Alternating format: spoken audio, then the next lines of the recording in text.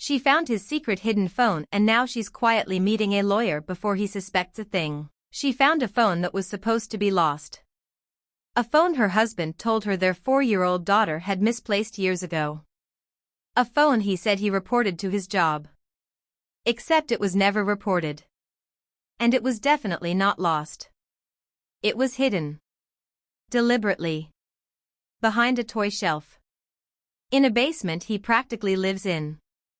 So let's back all the way up and go through every single piece of this, because I promise you, by the time we're done, you are going to have a very clear picture of what is actually happening here. Our narrator today is a 30-year-old woman who has been married to her 35-year-old husband for what sounds like several years at minimum. She describes their life together in a way that sounds stable on the surface. They have 2 children. They have a home.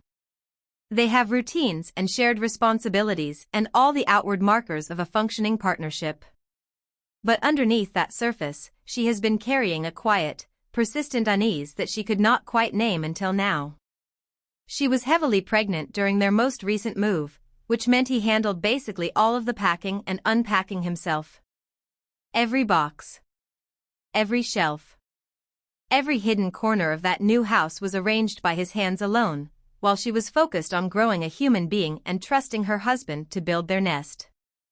That detail is going to matter later. Hold on to it. A few years before all of this, his job gave him a work phone. Normal enough. Their daughter, who was 4 at the time, used to play with it the way little kids do, pressing buttons with total confidence, holding it up to her cheek and having entire conversations with imaginary people, pretending to make calls and just generally being adorable about it. Then one day the phone vanished. The husband said the daughter must have misplaced it somewhere and that he had gone ahead and reported it lost to his employer. He also said he told them he did not really need a replacement, so no new phone was issued. She believed him completely. Why wouldn't she? It was a mundane, low-stakes story about a toddler doing what toddlers do. There was no reason to look twice at it. No reason to feel anything other than mild amusement and a faint memory of a phone that used to be around. Fast forward 2 years. New house. New baby. She is doing a deep clean of the basement, which she rarely goes into now because their older daughter is more independent and there is not much pulling her down there anymore. The basement is his territory in a lot of ways. His office space, his things, his general orbit. But this day she goes. She is doing the kind of thorough cleaning that comes with nesting energy and fresh resolve in a still relatively new home. And she finds the phone.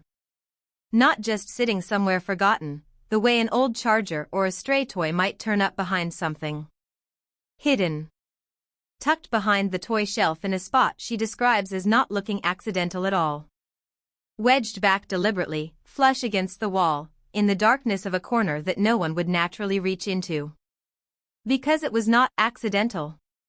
Someone put it there on purpose. With intention. With the specific goal of making sure it stayed out of sight. Now here is where things get genuinely chilling. She picks the phone up. It is dead, obviously, after years of not being used. She charges it. And when it powers on, she discovers that it is still connected to the same carrier. Which means it was never reported lost. Which means his company has been paying for that phone line this entire time, month after month, a live account attached to a device his wife was told no longer existed. She even calls the number from her own phone to confirm, using no caller ID so he would not see her name pop up. It rings. It is absolutely the same phone. She cannot unlock it because she does not know the passcode.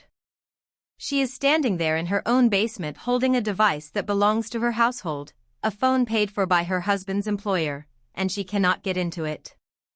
She tries a few obvious combinations, birthdays, anniversaries, the kinds of numbers a person uses when they want something to feel secure without actually memorizing anything complicated. Nothing works. Whoever set that passcode chose it specifically so that the people closest to him could not guess it. That part right there is the detail that makes my stomach drop every single time I think about it. Because think about what that means. This man has a phone that his wife does not know the passcode to. A phone she was told was lost. A phone that is secretly still active and being paid for. A phone that was carefully hidden in a spot deep in a basement he controls. She has likely shared every password, every account, every corner of her digital life with this person the way people in marriages do, and yet this phone has a lock on it she cannot get past. That is not a forgotten work device. That is a second phone someone is maintaining and protecting. Oh, but wait. It gets so much worse. She mentions that for the last 6 months she has been noticing strange things with his location sharing while he travels for work. He travels cross-country fairly often, long stretches away from home where she is managing 2 children alone and relying on the small comfort of knowing where he is. And sometimes his location just freezes. Her texts do not go through. Her calls do not connect. That particular silence, the kind where you are staring at a phone that should be ringing and watching it do nothing, has its own specific kind of dread. And then an hour later his location suddenly updates and shows him somewhere completely different from where it last stopped, but still roughly the same distance from home. Sometimes the locations show him going well out of the way of any logical route.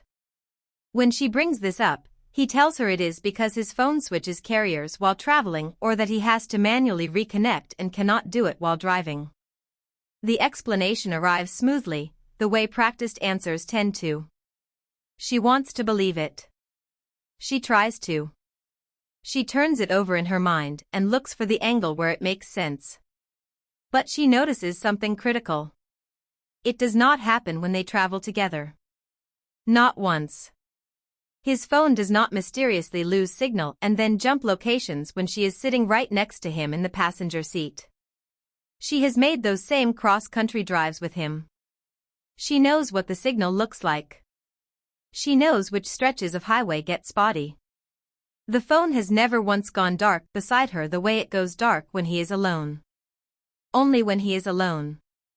And then there is the line that honestly made me want to put my phone down for a second. She says when she tells him something feels off, he responds by saying she needs proof before she accuses him. Except she is not even accusing him of anything specific. She is just saying the situation feels strange, that something in her gut is pulling at her, and she would like to talk about it.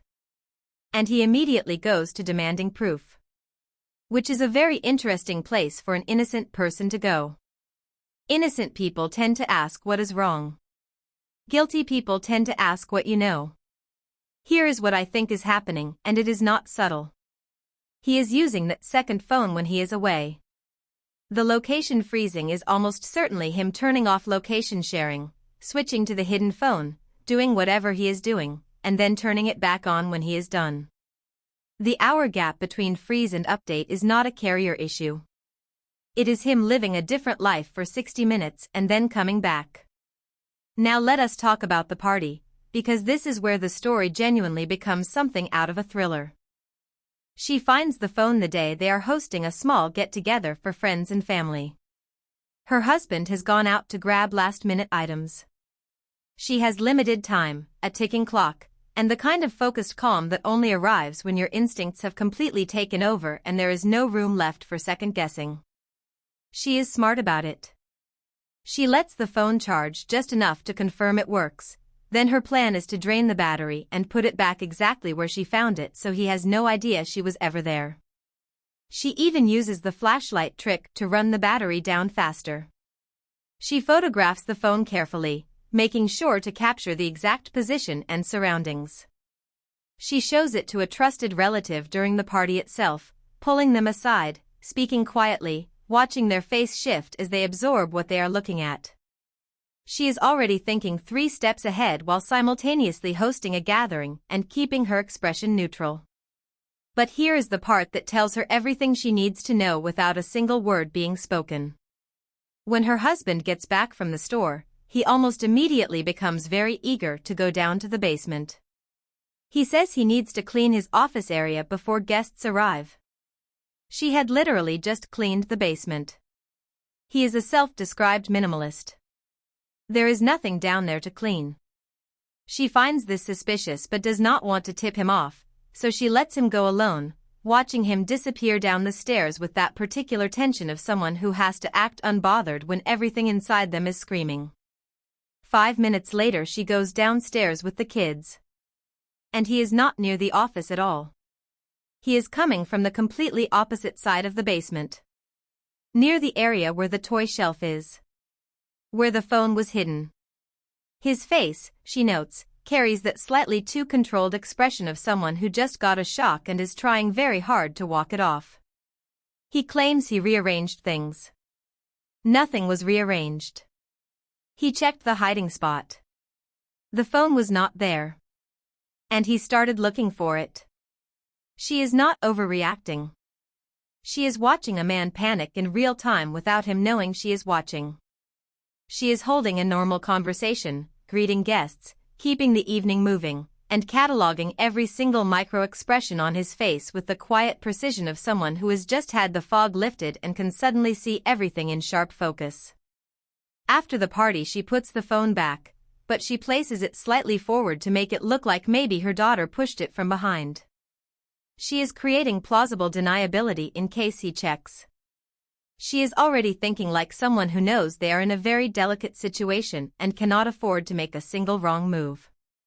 Then she mentions one more thing almost in passing, and it is the kind of detail that makes everything click into place even further. For months she has been asking about quitting her job to stay home with their children since financially they could manage it. He has said no every single time. Multiple reasons, consistent pushback, never wavering, as if the idea itself made him uncomfortable for reasons he could not fully articulate. Then, immediately after all of this happens, after the phone, after the party where he clearly went looking for it and could not find it, he suddenly tells her that the idea of her staying home is growing on him. That he likes seeing her home more. She wonders if it is unrelated. It is not unrelated.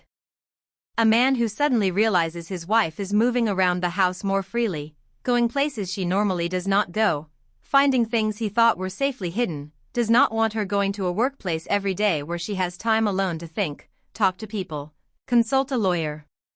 He wants her home. Close. Where he can see her.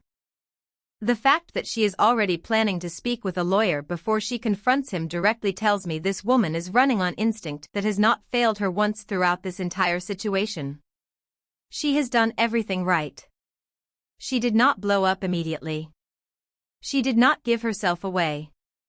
She documented what she found, she sought outside perspective, and now she is taking real concrete steps to protect herself before he even knows the game is up. Here is my honest verdict, and I am not going to dance around it. Everything in this story points in one direction. The hidden phone that was never actually reported lost. The passcode she does not know. The location freezing that only happens when she is not with him. The immediate deflection to needing proof when she raises concerns. The panicked trip to the basement the moment he got home. The sudden reversal on her staying home after years of saying no. None of these things are coincidences. None of them have innocent explanations that hold up to even basic scrutiny. This man has been living a parallel life and he has been very deliberate about maintaining it. The fact that he moved the phone to the new house, hid it carefully in a spot he believed she would never access, and has continued to keep it active means this is not something old and abandoned. This is ongoing. The effort required to maintain all of this, the fake location explanation, the proof deflection, the secret phone, the strategic hiding spot, is not the effort of someone with nothing to hide. It is the effort of someone who has been doing this for a long time and has gotten very good at it. She needs that lawyer. She needs to document everything she has already found. She needs to protect herself financially and legally before she tips her hand. And then when she is ready, when she has done everything she needs to do on her end, she confronts him with all of it. Not as a question. As a statement. Because she already knows. And the most important thing she can do right now is make sure she is standing on solid ground when that conversation finally happens. She has 2 children, a hidden phone, 6 months of location anomalies, and a gut that has been right about every single moment of this. Trust the gut. Protect yourself first. Then let the truth land exactly where it deserves. My wife invited my brother I cut off to dinner without telling me and is shocked I didn't show up. 10:02 p.m. His wife planned a dinner he never agreed to, with a brother he cut off over a decade ago, and then had the audacity to be furious that he did not show up. Let that sit for a second. She made the plans. She sent the invitation. She set the table. And somehow he is the one who did something wrong. Our guy today is 29 years old and he has not had a real relationship with his 28-year-old brother since he was 18. That is 11 years of intentional distance. This was not a falling out that faded with time and just never got repaired. This was a conscious, deliberate decision he made as an adult and has maintained ever since. He sees his brother at Christmas and at major family events like weddings and funerals, but even then he keeps his distance, staying on the opposite side of the room, keeping conversations short and surface level, doing just enough to satisfy the social obligation without opening any kind of door. The brother was not invited to his own wedding. His wife knew all of this before she ever walked down the aisle. She did not just learn about this situation somewhere between the rehearsal dinner and the honeymoon. She has been living alongside it for their entire relationship, watching him navigate family gatherings with quiet deliberateness, understanding exactly what that distance cost him and why he chose to pay it anyway. And she told him she supported it.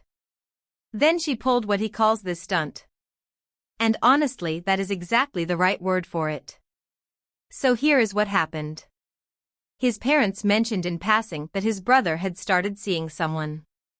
That information got to both him and his wife the same way, through his parents casually bringing it up over the phone or at a visit, the kind of throwaway comment that families make without thinking much of it.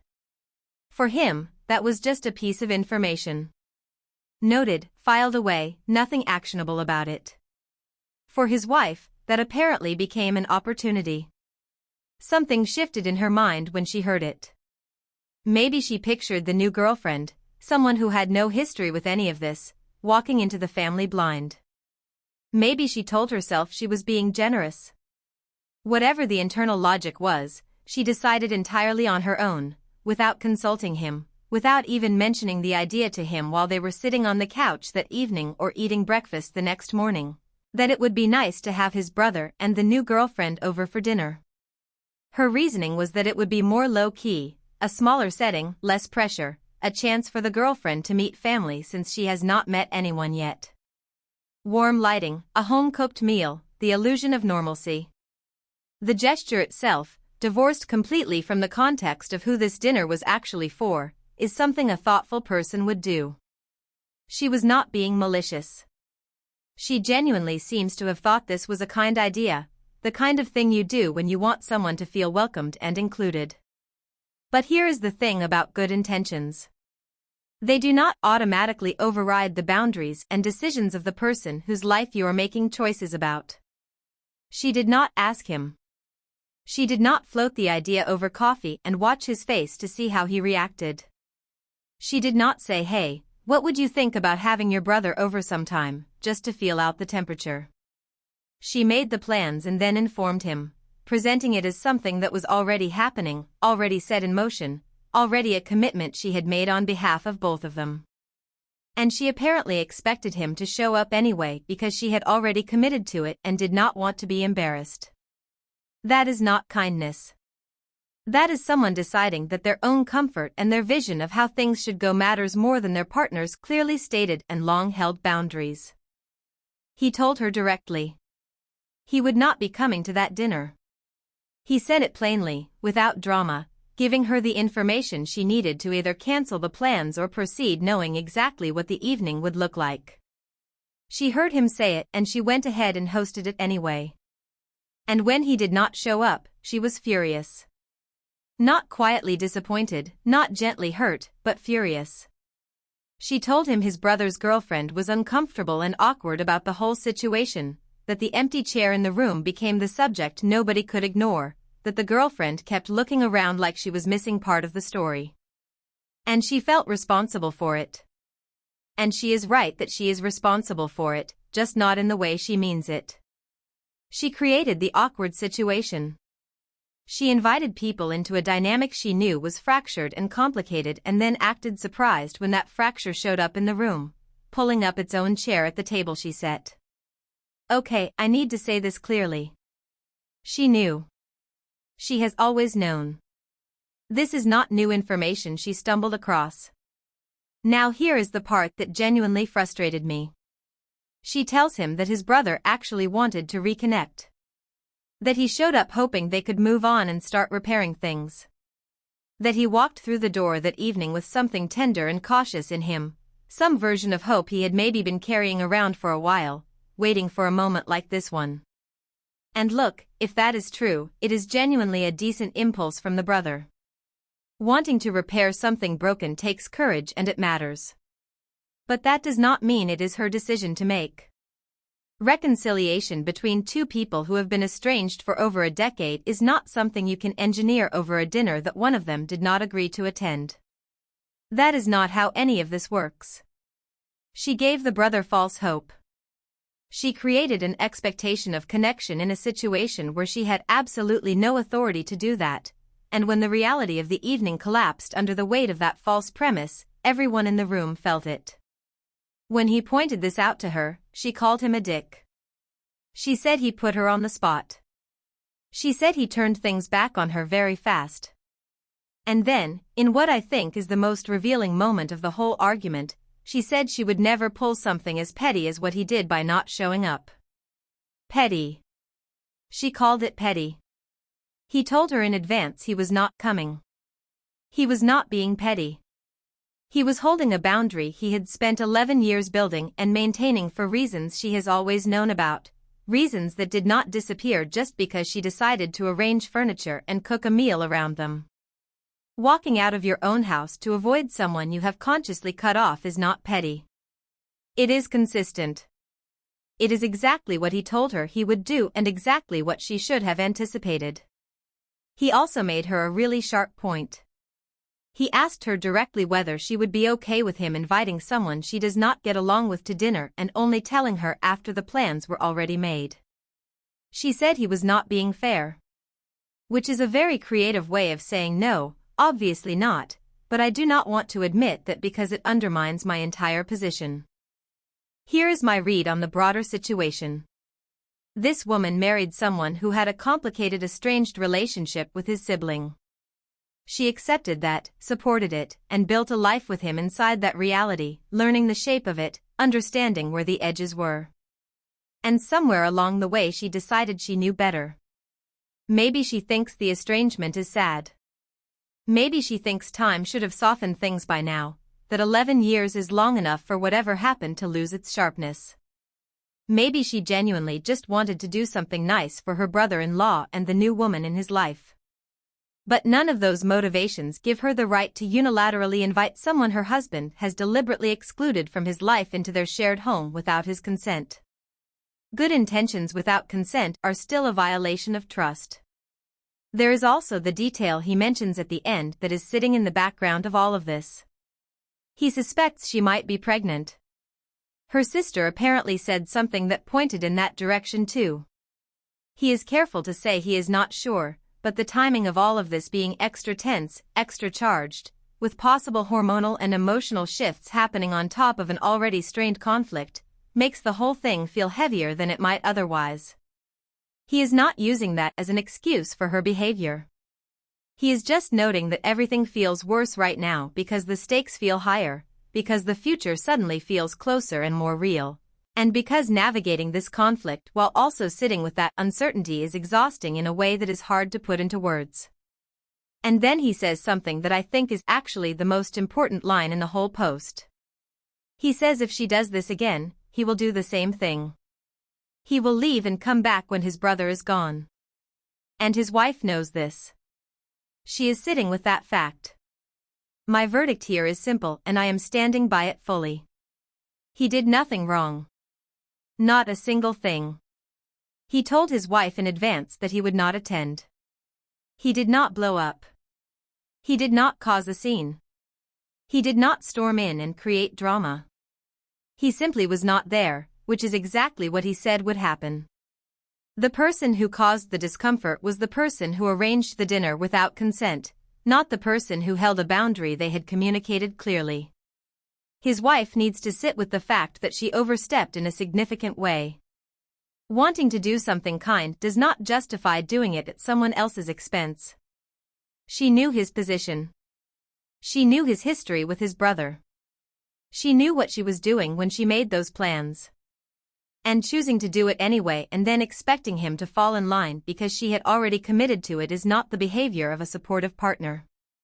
It is the behavior of someone who decided her judgment was more important than his autonomy in his own home and his own life. The thing that needs to be resolved here is not whether the brother deserves a chance at reconciliation.